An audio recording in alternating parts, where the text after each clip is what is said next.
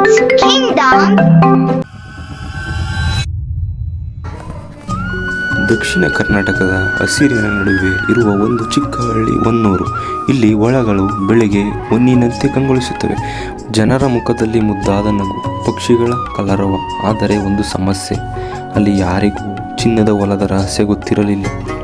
ಅದೇ ಹಳ್ಳಿಯಲ್ಲಿ ಇಬ್ಬರು ಪ್ರಾಣ ಸ್ನೇಹಿತರು ವಾಸ ಮಾಡುತ್ತಿದ್ದರು. ಗಿರೀಶ್ ಮತ್ತು ಮಂಜು ಎಂಬ ಇಬ್ಬರು ಸ್ನೇಹಿತರು.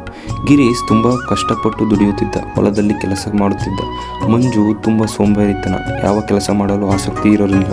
ಇವರ ಎರಡೂ ಕುಟುಂಬ ಬಡತನದಿಂದ ಕೊಳಗುತ್ತಿತ್ತು. ವರ್ಷದ ಬೆಳೆ ಏನಾದರೂ ಬರುವುದು ತಡವಾದರೆ ಈ ಹಳ್ಳಿಯಲ್ಲಿ ಆಹಾರವೂ ಸರಿಯಾಗಿ ಸಿಗುವುದು ಕಷ್ಟವಾಗಿತ್ತು.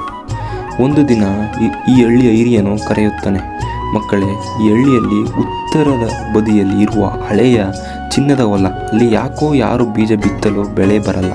ಆದರೆ ರಾತ್ರಿ ಹೊತ್ತು ಹೊಲ ಬೆಳಕಾಗಿ ಮಾತ್ರ ಕಾಣುತ್ತದೆ. ಎಲ್ಲರೂ ಆಶ್ಚರ್ಯ, ಗಿರೀಶ್ಗೆ ಕುತೂಹಲ, ಆದರೆ ಮಂಜುವಿಗೆ ಮತ್ತಷ್ಟು ಭಯ, ಏಕೆಂದರೆ ಇವನಿಗೆ ಅಂಜುಪುರುಕ. ಇಬ್ಬರು ರಹಸ್ಯವನ್ನು ಹುಡುಕುವ ನಿರ್ಧಾರ ಮಾಡುತ್ತಾರೆ. ಒಂದು ಸಂಜೆ ಇಬ್ಬರು ಧೈರ್ಯ ಮಾಡಿ ರಹಸ್ಯ ಹುಡುಕಲು ಓಡುತ್ತಾರೆ. ಚಂದ್ರನ ಬೆಳಕು, ತಂಪಾದ ಗಾಳಿ, ಬೆಟ್ಟದ ಹಳೆಯಂತೆ ಧ್ವನಿ, ಹೃದಯ ತಡದಡ. ಚಿನ್ನದ ಹೊಲಕ್ಕೆ ಹತ್ತಿಕೊಂಡಾಗ ಅಲ್ಲೊಂದು ಮಂದ ಬೆಳಕು ಹಾರಾಡುತ್ತಿತ್ತು. ಮಂಜು, ಇದು ದಿವ್ವಾನಾ ಎಂದು ಕೈ ನಡಿಗಿಸಿದ ಕೇಳಿದ. ಗಿರೀಶ್ ನಕ್ಕ, ಬಾ ನೋಡೋಣ ಏನಿದೆ ಎಂದು. ಇಬ್ಬರು ನಿಧಾನವಾಗಿ ಹೊಲದ ಮಧ್ಯಕ್ಕೆ ಹೋಗುತ್ತಾರೆ. ಗಿಡಗಳ ನಡುವೆ ನೋಡುತ್ತಾ ಇದ್ದಾಗ ಒಂದು ವಿಚಿತ್ರ ಸಂಗತಿ. ಒಂದೊಂದು ಗಿಡದ ಎಲೆಯ ಕೆಳಗೆ ಸಣ್ಣ ಸಣ್ಣ ಕಳ್ಳು ಗಾತ್ರದ ಹುಳಗಳು ಹೊಳೆಯುತ್ತಿದೆ. ಆದರೆ ಗಿರೀಶ್ ಏನೇ ಇದು ಎಂದು ಕೇಳುತ್ತಾನೆ.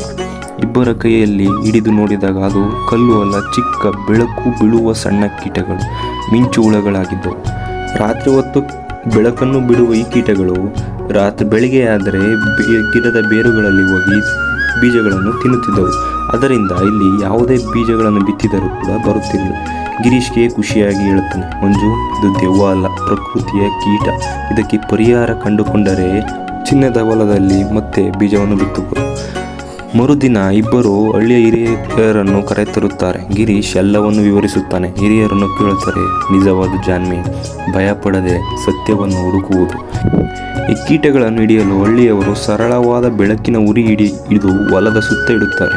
ಕೀಟಗಳು ಬೆಳಕಿನ ಸೆಳೆಯನ್ನು ಹೋಗುತ್ತವೆ. ಕೆಲವಾರು ದಿನಗಳಲ್ಲಿ ಚಿನ್ನದ ಹೊಲಕ್ಕೆ ಮತ್ತೆ ಜೀವ ಬರುತ್ತದೆ ಮತ್ತು ಬೀಜ ಬಿತ್ತಲು ಸಹಕರಿಸುತ್ತದೆ. ಕೆಲ ತಿಂಗಳ ನಂತರ ಚಿನ್ನದ ಹೊಲ ಚಿನ್ನದಂತೆ ಕಂಗೊಳಿಸುತ್ತಿತ್ತು. ಗಾಳಿ ಬೀಸಿದಾಗ ಹೊಲ ಅಲೆಯಂತೆ ನಡುಗುತ್ತಿತ್ತು. ಹಳ್ಳಿ ಜನ ಗಿರೀಶ್ ಮತ್ತು ಮಂಜುವಿಗೆ ಸಣ್ಣ ಸಂಭ್ರಮ ಮಾಡಿ ಗೌರವ ನೀಡಿದರು. ಮಂಜು ಸ್ವಲ್ಪ ನಾಚಿಕೊಂಡು ಹೇಳುತ್ತಾನೆ, ನಾನು ಹೇಗೆ ಗಿರೀಶಿನಂತೆ ಧೈರ್ಯವಾಗಬೇಕು ಎನಿಸಿದೆ. ಭಯಕ್ಕೆ ಜಾಗ ಕೊಡದಿದ್ದರೆ ಸತ್ಯ ಕಾಣಿಸೋದಿಲ್ಲ. ಗಿರೀಶ್ ನಗುತ್ತಾನೆ, ಭಯಕ್ಕಿಂತ ಹುಡುಕುವ ಮನಸ್ಸು ದೊಡ್ಡದು.